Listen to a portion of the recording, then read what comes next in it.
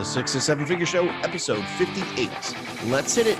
Broadcasting from the Valley of the Sun outside Phoenix, Arizona. This is the 6 to 7 Figure Show. Tired of working so hard and having no time? Take your six-figure practice and turn it to a thriving seven-figure enterprise. And now, your host, author, speaker, mentor, and strategist, Frank Bria. Hey everyone, welcome to the 6 to 7 Figure Show. I'm your host, Frank Bria, and today, absolutely thrilled to be joined by my good guest, Mieka Forte. She's the author of the recently published book, The Many Sides of Happy. She works with leaders and corporations implementing strategies for a more positive, productive, and successful work environment. She also coaches people one-on-one, helping them to overcome adversities and challenges in their life, fostering more happiness and success. She's a wife, mom of two boys, two dogs, and a cat. And we absolutely welcome you to the show, Mieka. How you doing? Doing great. So happy to be here. Thanks so much, Frank. Yeah, absolutely happy to have you here. We don't often get the cat and dog. It's usually a one or the other. So absolutely thrilled. So tell us about Many Sides of Happy. What's the focus of the book? Who is that directed at? Okay, so the focus of the book is more from an individual perspective, and saying that, I have actually walked groups through lots of different workshops in the past that all informed what went into this book. Okay. And the title, The Many Sides of Happy, came from my work. Sort of evolves around how do people foster more happiness in their lives. And it's really interesting because research is showing that we're actually on a decline. So even though a lot of us have more access and opportunity, there's actually a paradoxical decline in happiness. And research also shows that it's not success that breeds happiness, but happiness actually breeds success. And the thing that I've sort of learned around happiness is that it tends to be considered kind of a fluffy topic, and it's actually not. And when you're doing happiness work in itself, it's actually a lot of hard work. I also work in mental health. And so what I want to be careful to qualify before we sort of get further into this discussion is that when I talk about fostering and choosing more happiness into your life and using that as a success strategy, I'm not implying that you are dismissing a specific mental health issue that may exist. What's interesting is Martin Seligman, who's actually the grandfather of positive psychology, or he's considered one of the sort of forefathers of the research.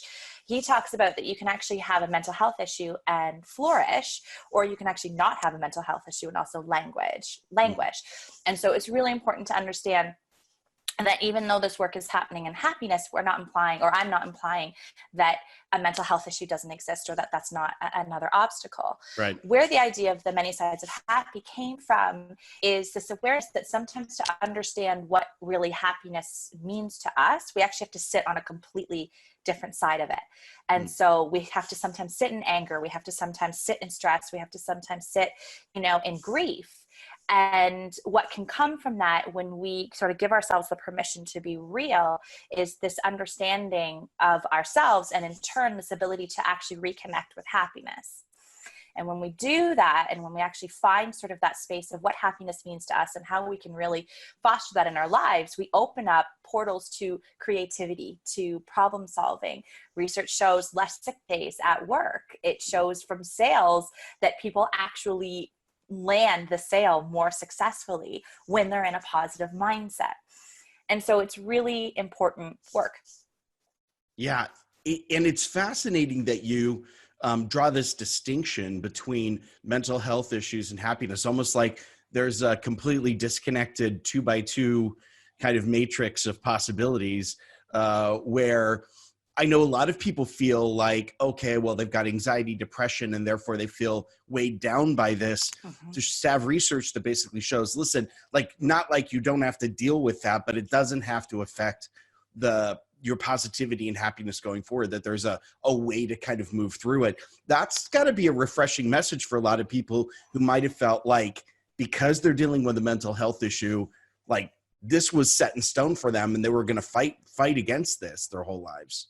Yeah, well, it's interesting. And I'm doing my master's right now in counseling and psychology because I wanted to understand. I've done heaps of research from a positive psychology perspective. Positive psychology is actually really new in the world of psychology. It's not that old in comparison to the psychology that was focused more on what's wrong. And so I wanted to make sure that I had an awareness of not just one perspective and one lens. I'm also a yoga instructor. And so I have the perspective of what yoga teaches us around mental health and healing as well. And so I went in to do my master's to really recognize, okay, what did traditional psychology sort of teach around this?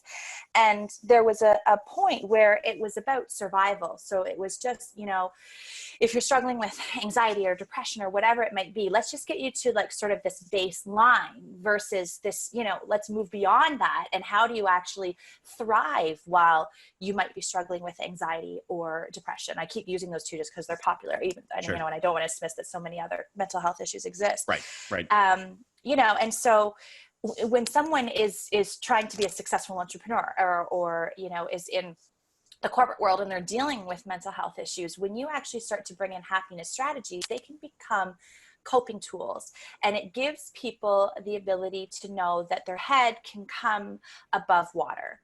Instead of, when someone's dealing with anxiety, depression, it can really push them against the wall and they can feel like there is no opportunity. There's nothing. And so I actually interviewed a child psychiatrist when I was writing my book. And she was like, Mieka, even if someone needs to go on medication, the medication, it behaves as the armor. But still the other work that you can do in terms of happiness or in the realm of positive psychology, this is what's going to actually give people the tools and the abilities to thrive and succeed. And so I like to sort of language it that I operate in the world of and. That's interesting. I've got to imagine that for those people who are struggling at that baseline, to get above that baseline, whether or not they've worked really hard to get to baseline, getting above that seems kind of formidable. I mean, there does seem to be a lot of content or I guess, for lack of a better term, sort of motivational quotes out there around happiness and positive mindset that could feel pretty like overwhelming to people who wake up in the morning and are like, what the heck am I supposed to do with this? How do you implement this? It just feels like there's so many people who at least pretend to be on social media. I don't know if it's always the case, but who have really sort of nailed this quote unquote happiness state. And you point out there is, this science that connects results, actual results, talking in the entrepreneur world specifically about doing this. But there doesn't seem to be a lot of discussion, at least not that I can see, around processes to get there, steps to get there. Do you have any guidance to share with folks who are saying, this just feels out of reach for me and I don't even know how to begin the process? Yeah. So it was interesting because when I first got into happiness work, I got a lot of like kickback where it was like, oh yeah, Mieka, everything's sunshine, rainbows and unicorns and da da da. And I was like, ouch, like why is everybody so angry with happiness? And so I had a real blind spot in terms of how it could feel so astronomically overwhelming when you're in that state of struggle. Even though for me, my personal story is also kind of weaved into this book where I discovered happiness from a really, really dark place. And, it's not to imply that it's not, I think these quotes are out there to imply that it's possible.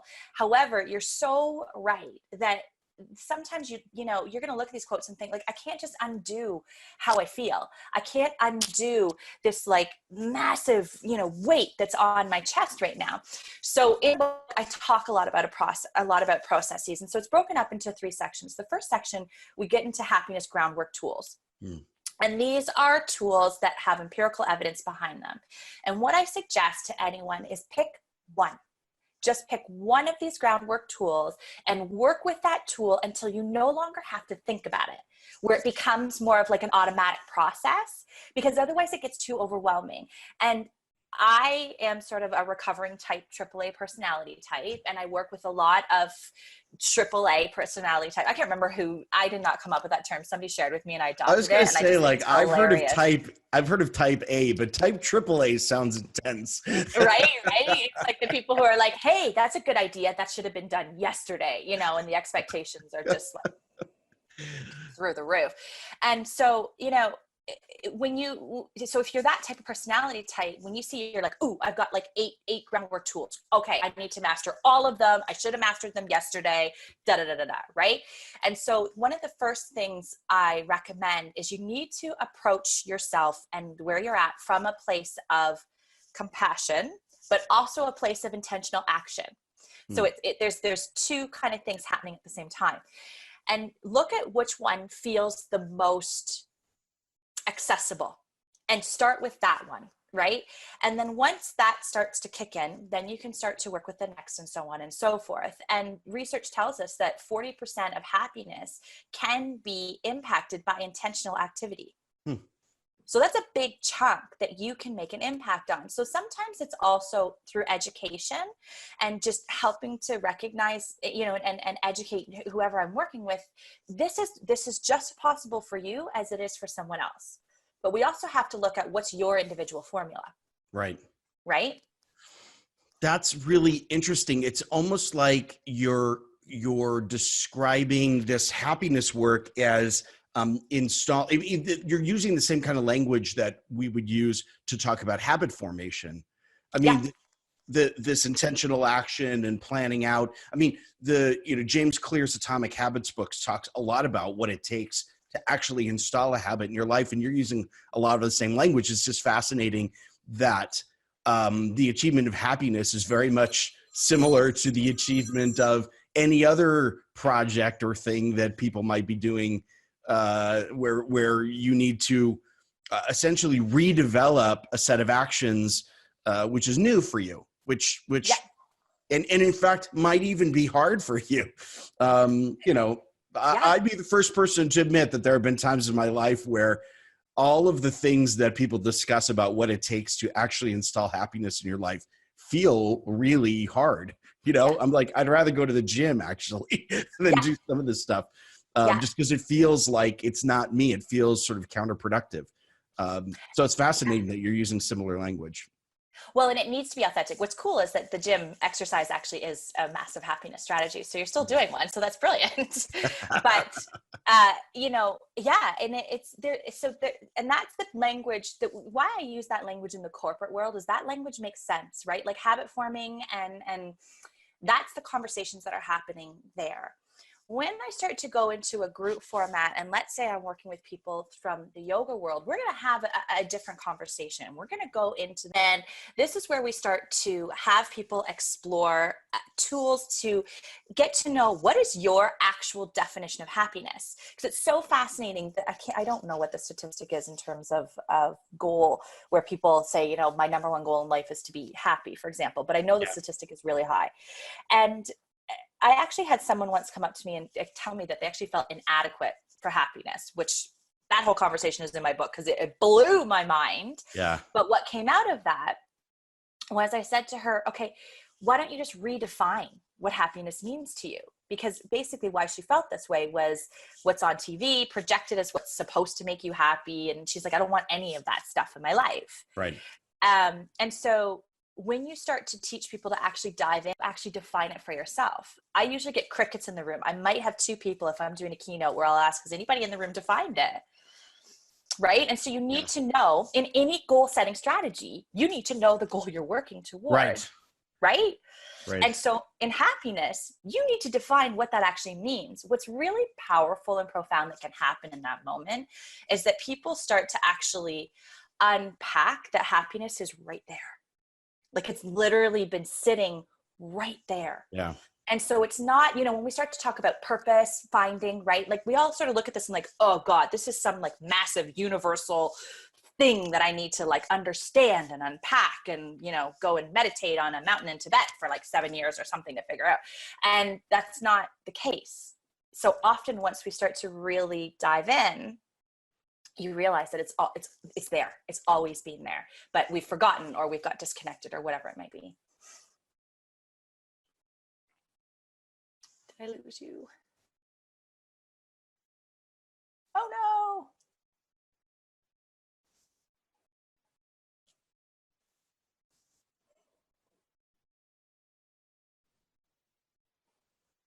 Oh, hey.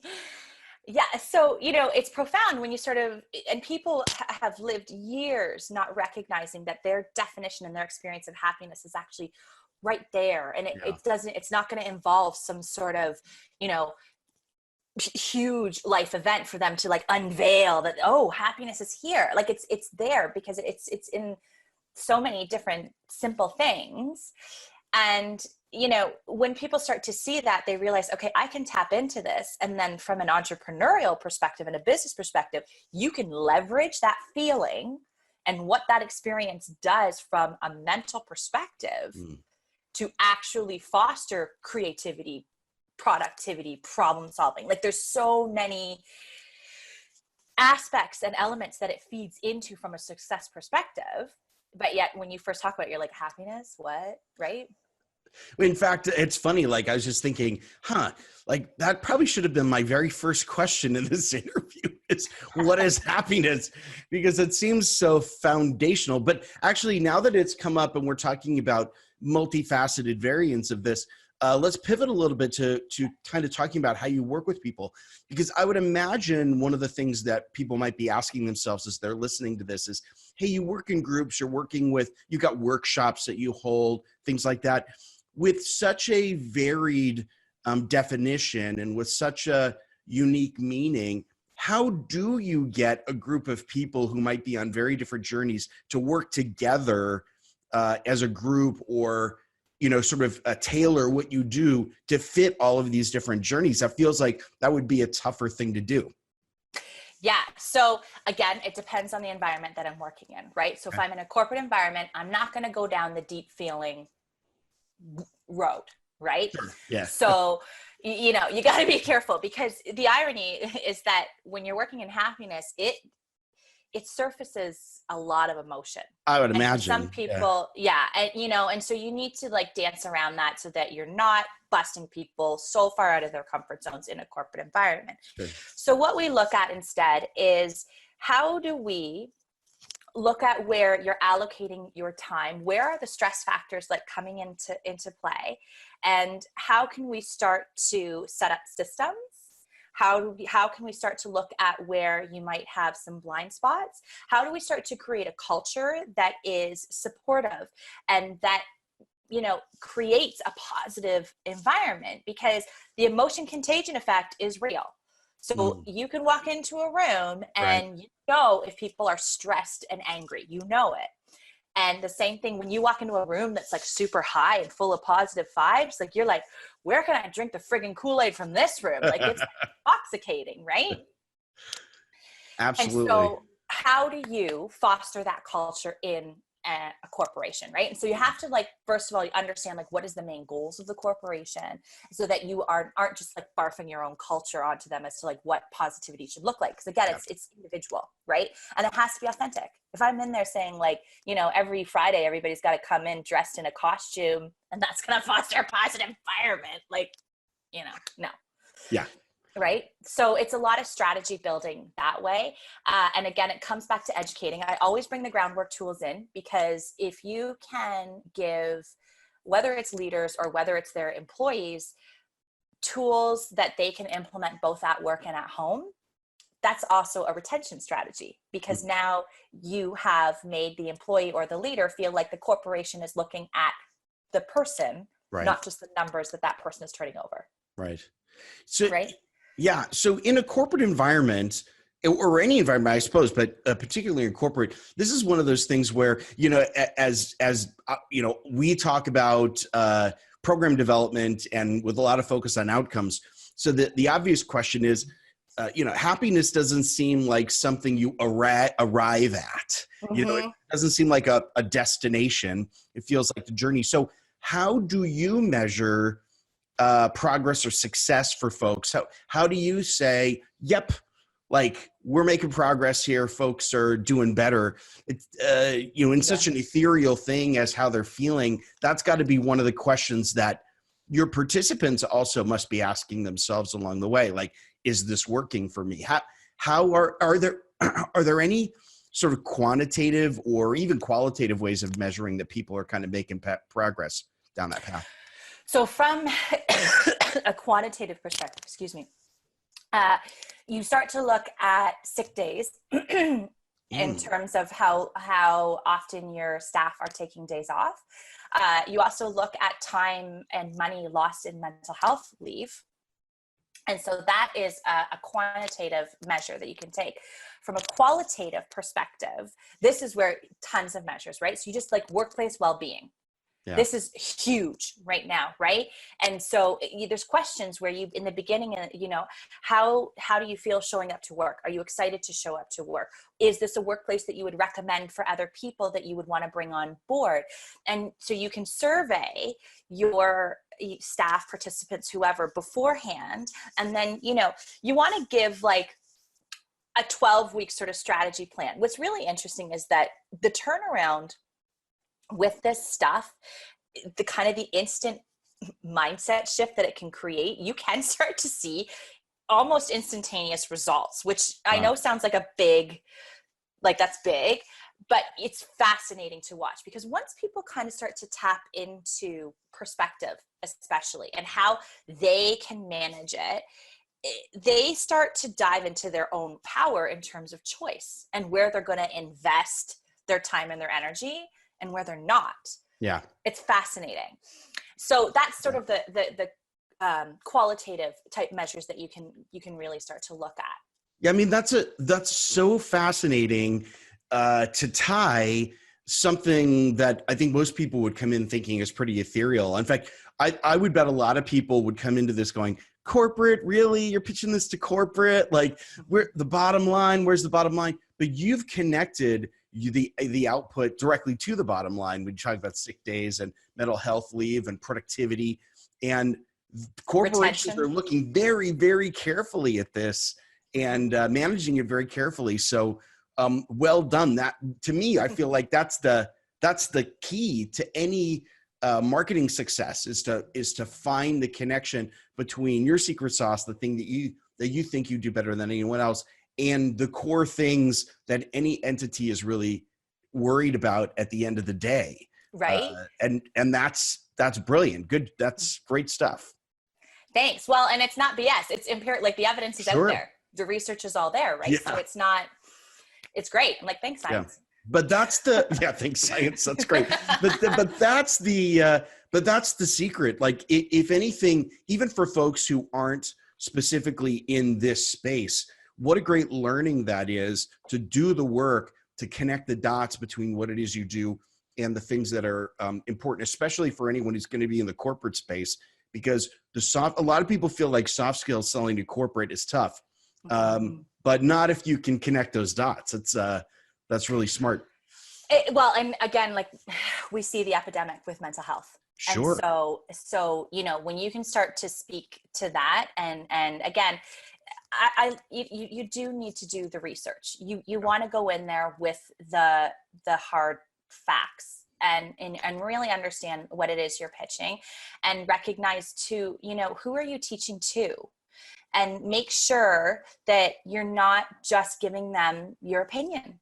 It needs to be evidence-based. I am all for storytelling and sharing, especially, in certain spaces, there's so much healing and empowerment that can happen in that. Right. At the same time, not everybody's going to relate to that. And so especially in the corporate world, you need to tie that also into the research and the foundation, because that's how these companies are there to make money. Yeah. That's fundamentally, you've tapped into the decision-making process. And whether we like it or not, that's kind of how it comes down. So that's great work. We are out of time, and I apologize. I'd love to continue talking about this topic, but before we go, one last question for you. So those people who are listening, they feel either spoken to by what you're talking about, or they're in similar areas and would love to connect with you, what's a great way for folks to reach out and basically connect for the first time, get started in that process? I mean, any social media platform at Mieka Forte. There's also on Instagram, I've got at the Many Sides of Happy. There's also my website, www.miekaforte.com. And then I have a newsletter too. So if they want to sign up for that, there's information there.